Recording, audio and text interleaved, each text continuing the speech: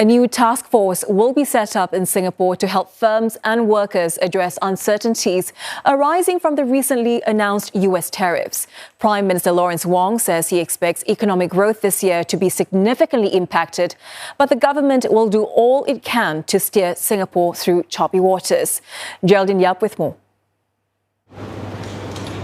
As tariff anxiety rocks global markets, Prime Minister Lawrence Wong says it marks a profound turning point, the end of the era of rules-based globalization and free trade.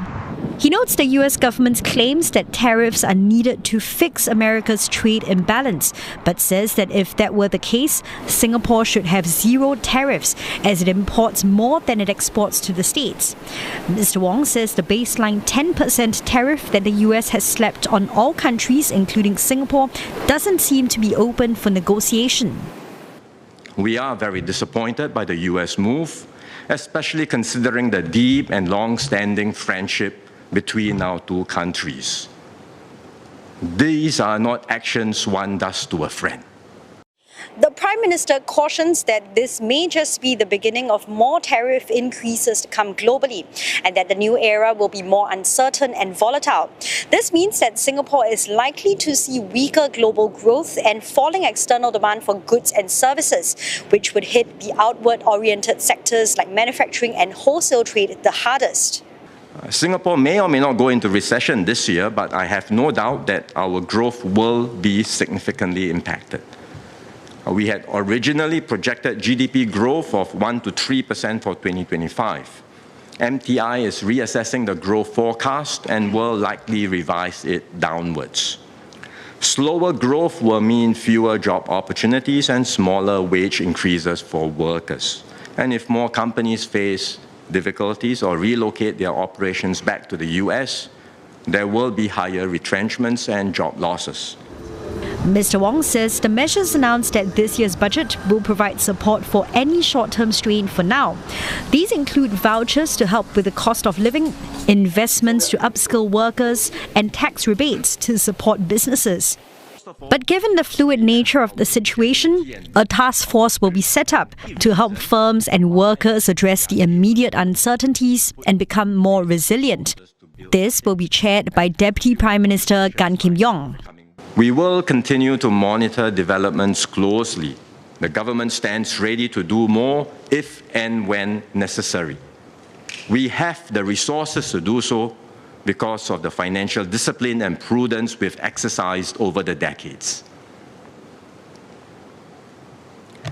In this new environment, Singapore must redouble our efforts to remain a key node in global flows and a trusted business hub. We will forge closer links with like-minded partners who share our commitment to open and free trade.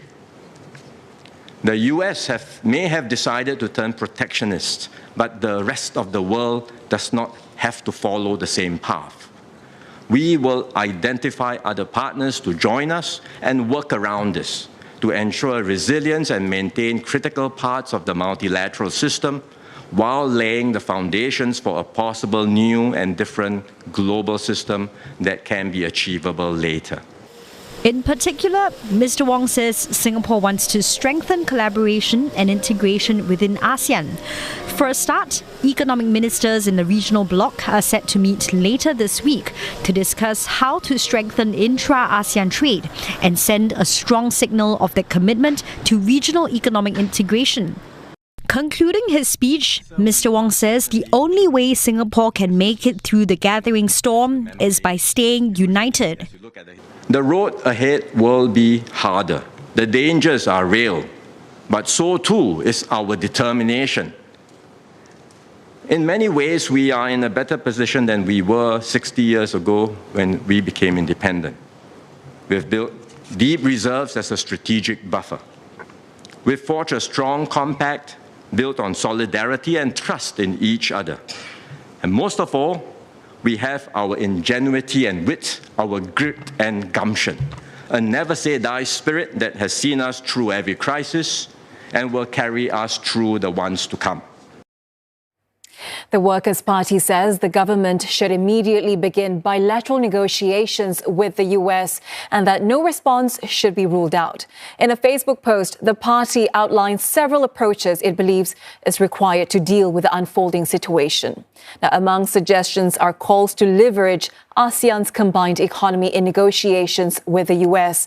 It also adds that Singapore must strengthen trade relationships through larger blocs such as the Regional Comprehensive Economic Partnership. As tariffs imposed on Singapore are lower than its regional competitors, WP also called on economic agencies to seize opportunities that may arise.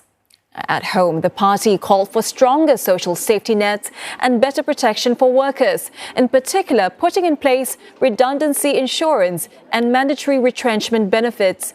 It also called for a bank to be established to provide trade financing to exporters and importers, along with transition support for small and medium enterprises.